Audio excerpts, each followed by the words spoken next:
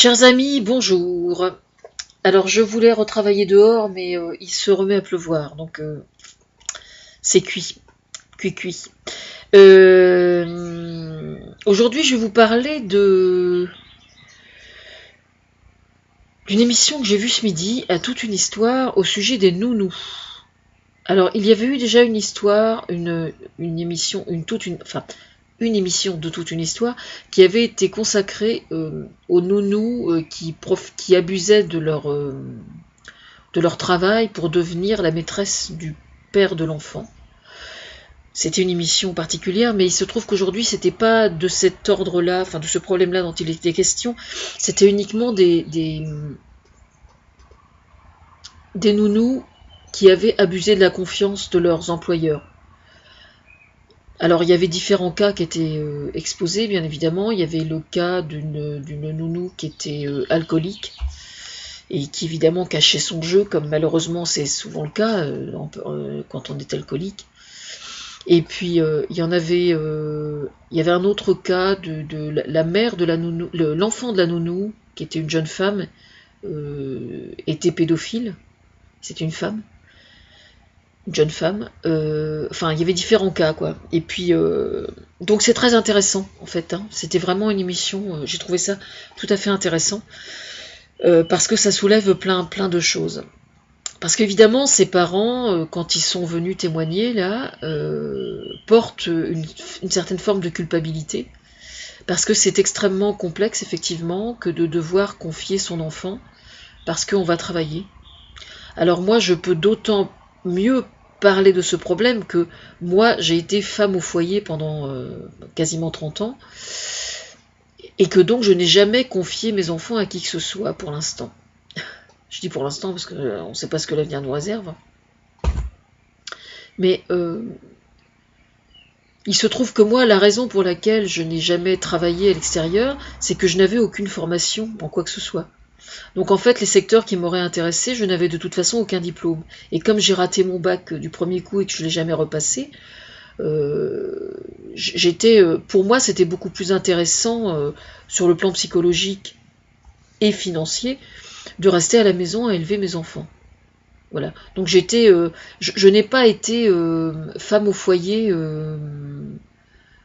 subissant le fait d'être femme au foyer, parce qu'il se trouve que j'avais la chance d'avoir un mari qui était suffisamment intelligent pour reconnaître que la femme qui est au foyer, avec tout le travail qu'elle a dans la maison, l'éducation des enfants et tout, en fait c'est un travail à part entière. Donc je n'ai jamais souffert d'avoir été dévalorisée parce que j'étais femme au foyer par rapport à d'autres femmes. Par exemple, je me souviens très bien, c'est arrivé très souvent, par exemple, que je discute avec des copines qui elles travaillaient, et donc mettaient leur enfant en garde à droite à gauche, enfin comme ils se débrouillaient, quoi. Et je me rendais compte en fait que moi j'avais énormément d'avantages par rapport à elles. Alors effectivement, sur le plan financier, par contre, j'étais moins bien parce que au niveau du couple, c'est pas bon non plus, quoi qu'en pensent certains, parce que mine de rien, quand on ramène son salaire, on a une forme de légitimité à faire certaines dépenses qu'on va oser faire si on ramène son salaire et qu'on n'ose pas faire quand on est femme au foyer. Et ça de façon inconsciente.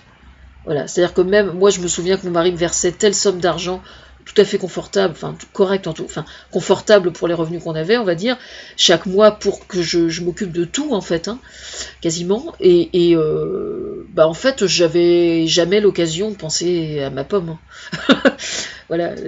Je pense que si j'avais travaillé, en fait ce qui se passe c'est qu'il travaillait lui dans un secteur où c'était impossible que moi je travaille, parce que ses horaires changeaient du jour au lendemain, n'importe quand. Il faisait des remplacements à droite à gauche au sein de la SNCF, et donc c'était impossible que je travaille, parce qu'il aurait fallu trouver une nounou qui puisse prendre mes enfants au pied levé n'importe quand.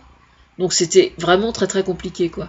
Ça aurait peut-être été faisable, mais ça aurait été vraiment très compliqué. Et moi personnellement, j'ai toujours été vraiment contente d'être femme au foyer. J'ai jamais trouvé que c'était dévalorisant pour moi. Si j'avais travaillé, j'aurais été obligée de travailler dans un secteur de toute façon où je n'avais aucun diplôme, et donc j'aurais eu un travail probablement pas du tout valorisant. Et donc pour moi, c'était infiniment, sur le plan psychologique, c'était infiniment plus valorisant d'être femme au foyer. Ça m'a permis de faire plein de choses en fait que j'aurais pas pu faire si j'avais travaillé, très probablement. Je me souviens un jour notamment avoir eu une conversation avec quelqu'un qui était enseignant, pourtant c'était donc un travail quand même très enrichissant de travailler avec les enfants. Eh bien, je me suis rendu compte en fait que j'étais infiniment plus au fait de l'actualité, de ce qui se passe dans le monde qu'elle ne l'était.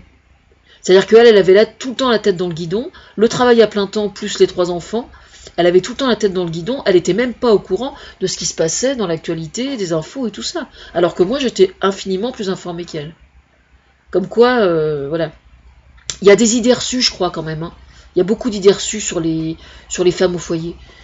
Parce que c'est quand même un espace de liberté d'être femme au foyer, d'une certaine façon. C'est-à-dire que vous avez, même si vous disposez moins d'argent, c'est un fait, même si au niveau de la reconnaissance de son travail, il y a un vrai problème, parce qu'effectivement, vous dépensez une énergie considérable et vous assumez énormément de choses toute seule, moins que le mari, hein, quoi qu'on en dise, ce qui est d'une certaine façon assez logique.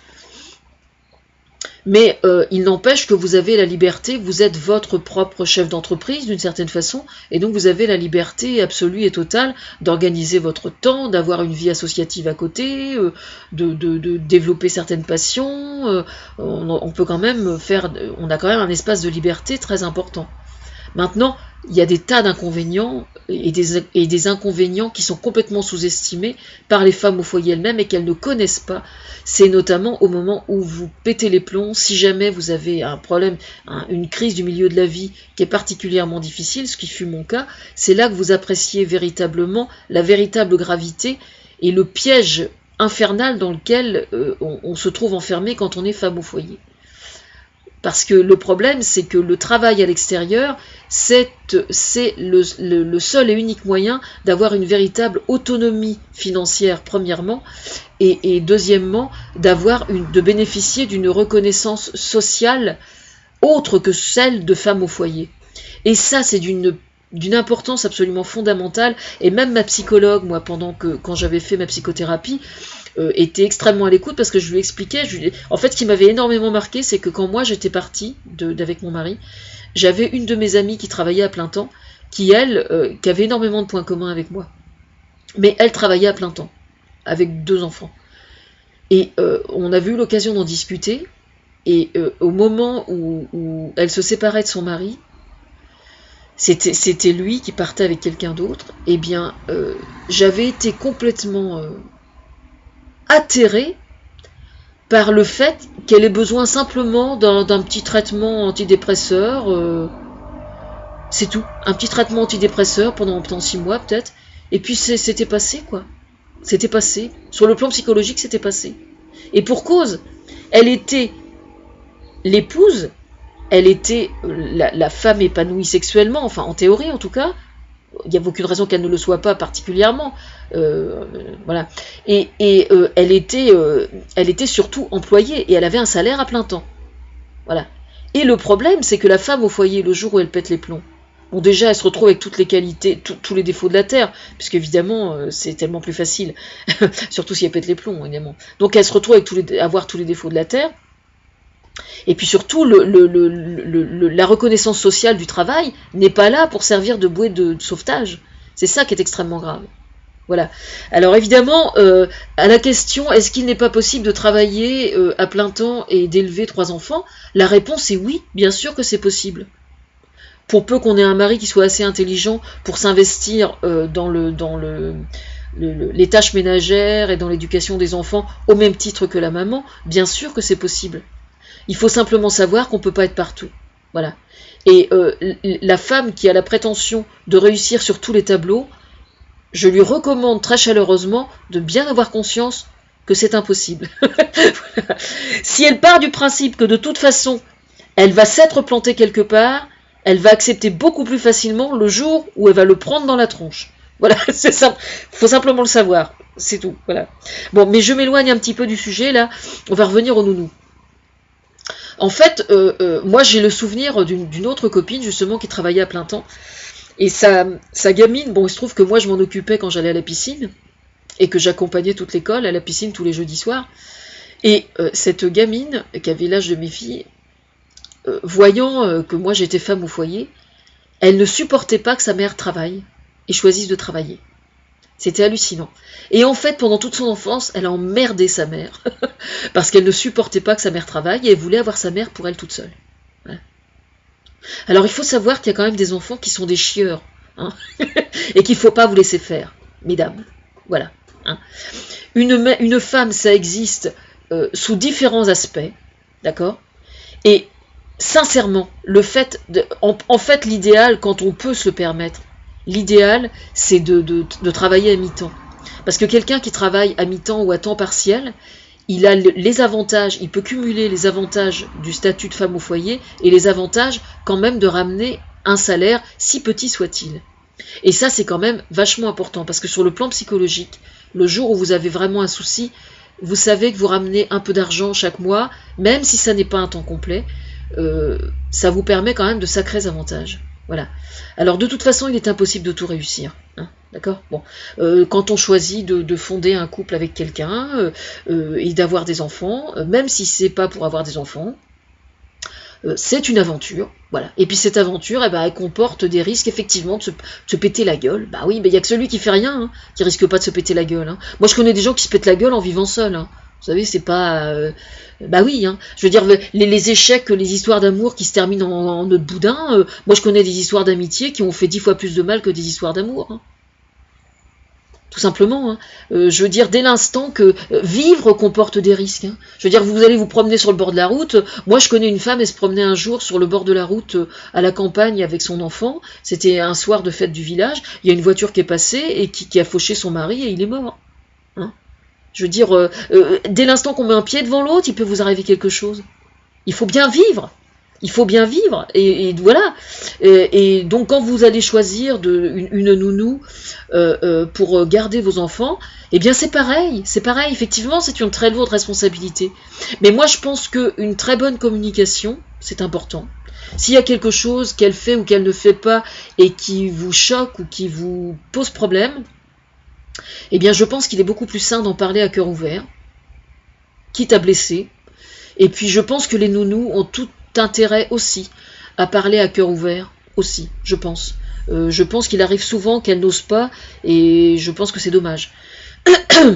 Moi j'ai entendu un jour, je connais quelqu'un qui gardait beaucoup d'enfants, enfin qui gardait pas mal d'enfants et il se trouve que dans le coin jeu, je sais pas pour quelle raison, il y avait de la moquette et les gamins avaient des feuilles blanches et des stylos pour dessiner. Et ils dessinaient à même le sol sur la feuille de papier.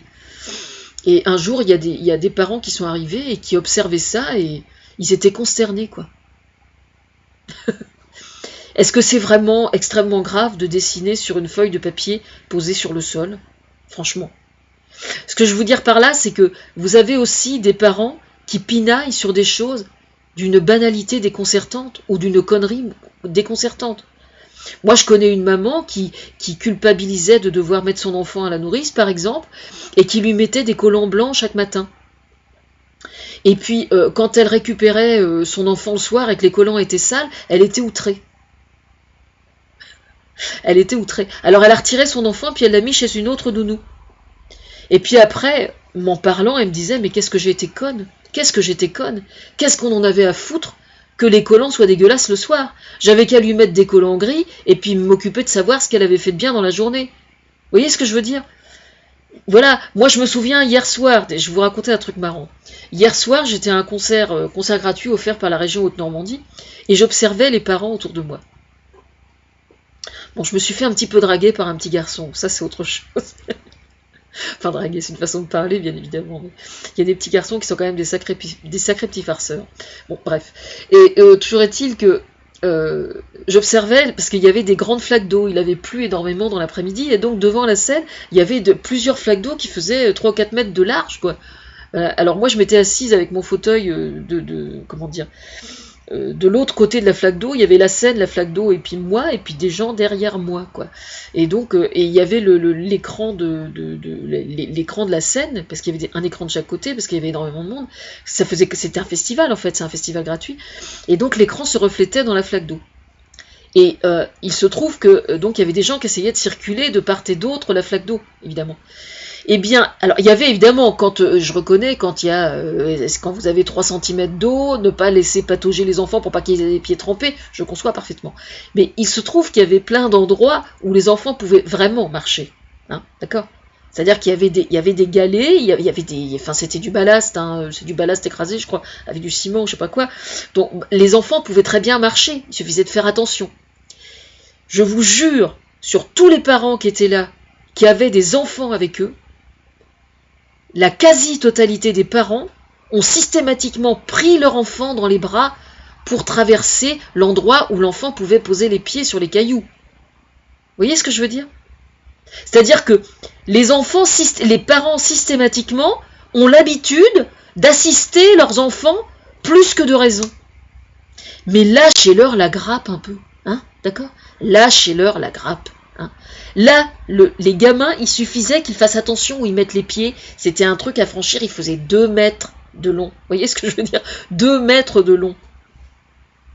Avant de prendre vos enfants dans les bras, demandez-vous si c'est pas plus intéressant pour l'enfant de le laisser marcher un petit peu tout seul aussi. Hein. Il n'était pas en danger là, hein, le gamin. Hein, je veux dire, même s'il y avait le bout de sa chaussure qui était trempé, il n'était pas en danger. Hein. Et c'est souvent comme ça, c'est souvent comme ça. C'est quand même assez terrible. Hein. Bon, enfin bref, la conclusion de l'histoire, là justement de l'émission, ce que disait la psychologue, dont j'oublie tout le temps le nom évidemment, comme d'habitude, c'est qu'il fallait faire confiance à l'enfant. Et je pense qu'elle a tout à fait raison en fait. Elle a tout à fait raison. Bon, je reconnais que moi, le jour où je serai confrontée à ce problème-là, je serai conne. Hein. Je suis là à donner des leçons, alors qu'en fait, je serais probablement la première à vouloir pas mettre des caméras systématiquement, mais à vouloir jouer un petit peu les fous de merde ou à poser des questions saugrenues. Et puis bon, je pense que j'arriverai à faire confiance assez rapidement, mais je pense que c'est l'enfant qui est le mieux placé pour... c'est-à-dire que si vous remarquez qu'il y a, je sais pas moi, une baisse d'appétit, ou que le gamin n'a pas envie d'y aller, ou comme là, le papa expliquait que le gamin s'accrochait à lui et voulait pas y aller, voilà. Mais une fois que vous voyez que votre gamin a pas envie d'en parler et qu'il va bien, faut pas vous inquiéter plus que ça, quoi. Au début, oui, posez-lui quelques questions pour vraiment savoir à qui vous avez affaire, je comprends bien ça. Mais je pense qu'il faut faire confiance, quoi. Mais évidemment, c'est pas facile, hein, en tant que maman, faire confiance. Je reconnais que c'est pas facile. Non, c'est pour ça que je dis, je serais probablement aussi conne que toutes les autres. Voilà. De toute façon, je suis aussi conne que toutes les autres.